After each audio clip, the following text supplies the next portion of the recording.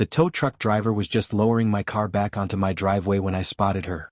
Karen, standing on the sidewalk with her arms folded, that same smug smirk on her face I'd grown to hate over the past few weeks. She was actually watching the whole thing unfold like it was some kind of victory parade, ready to celebrate her petty power trip. But that smile disappeared real fast when the police cruiser rolled up behind the tow truck. 2 officers stepped out, and as I started explaining what had happened, I could see their expressions turn from polite interest to cold seriousness. Karen's smirk was gone for good when the cuffs snapped around her wrists, and she realized that this time, her power trip had landed her in real trouble. But let's rewind a bit. Just 3 weeks earlier, I moved into what I thought was my dream home in Willowbrook Estates. It was one of those quiet suburban neighborhoods with neatly trimmed lawns and tree-lined streets, the kind of place where people say good morning to each other and kids ride bikes on the sidewalk. I was so excited to finally have my own space, a place with a proper driveway, no street cleaning schedules, no meters, no nonsense. Little did I know that was when I met Karen Mitchell, self-proclaimed queen of the HOA. She introduced herself on my second day, right up to my door, clipboard in hand, that condescending smirk plastered across her face. She wore a bright yellow vest that read, HOA official, like she was some sort of traffic cop. She flipped open her stack of papers, a stack that looked like it belonged in a lawyer's office rather than a suburban neighborhood, and started lecturing me on community guidelines. She pointed to my car parked in the driveway and declared I'd violated the HOA's parking policy. Apparently, I needed to apply for a special approved parking sticker, and the process required 3 forms of ID, proof of insurance, vehicle registration, a $25 fee, and, get this, up to 6 weeks of processing time. During that time, I'd have to park on the street. I politely explained that I owned the driveway, that it was on my property, and that I didn't see why I needed permission to park on my own land. Karen's face went red. She flipped through her papers like a Vegas dealer and finally pulled out a laminated sheet, waving it like it was the 10 Commandments. She claimed it was the official HOA parking policy, binding to all residents by virtue of buying a home here. When I asked to see my signature on any such policy, she got angrier. She told me that buying in Willowbrook Estates means you automatically agree to all HOA rules. That was when I saw the first glint of real anger in her eyes, the kind of anger that makes you realize someone will do anything to get their way. Over the next 2 weeks, Karen made my life miserable.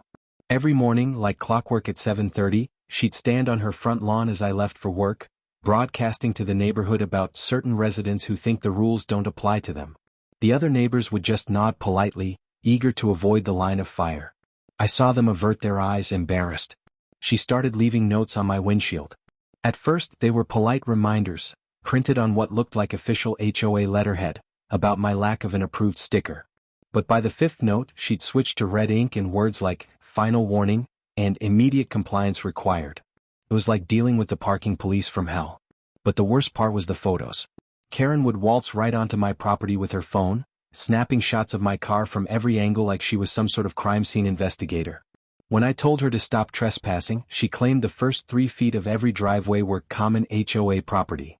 That was news to me, and as I later learned, it was complete nonsense. Then one Monday morning I walked outside and my car was gone. My driveway, empty. At first I thought maybe I'd parked somewhere else, but no, I'd parked right there the night before. That's when I saw the HOA violation notice taped to my door.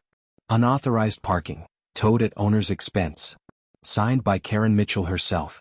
The notice referenced Metro Towing Services, so I called them. After being transferred 3 times and put on hold forever, I finally got someone who confirmed they had my car. The fee? $350 plus $25 per day. When I asked who authorized the tow, they told me an HOA representative had called it in as an abandoned vehicle on community property. They had my exact license plate and description. That's when I knew, Karen. I asked them when the call was made. After more holds and more transfers, a supervisor came on the line. 11:47 p.m., he said.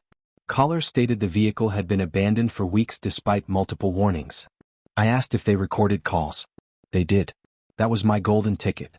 While I waited for the tow company to investigate, I pulled out my property deed. Right there in black and white, it said my driveway was my property. No restrictions from the HOA. I called my lawyer friend who confirmed that an HOA can't tow a car from private property without a court order, and that falsely reporting a vehicle as abandoned was a crime. Armed with that info, I called the police. The dispatcher listened carefully, then told me it sounded like multiple offenses. theft, unlawful interference with private property, maybe even a false police report. She said an officer would come out. Officer Martinez showed up about 30 minutes later, already looking serious. He'd already run a quick background check on Karen, and apparently she had quite the reputation for harassment. But this was next level. I showed him everything: the deed, the violation notice, photos of my driveway, and even screenshots of the property tax records. Then I called Metro Towing and asked them to play the recording of the call. Karen's voice came through clear as day, telling them my car had been abandoned on community property for weeks despite warnings. Officer Martinez shook his head. "That's a crime," he said. "Do you want to press charges?" "Oh, absolutely," I said. He radioed for backup. Meanwhile, Karen, still watching from across the street, started strutting over, ready to drop another lecture. She actually began scolding me in front of Officer Martinez, telling him how I'd refused to follow community standards. She bragged about calling in the tow herself. She didn't realize she was basically confessing. Officer Martinez asked her if she had any paperwork authorizing her to tow from private driveways.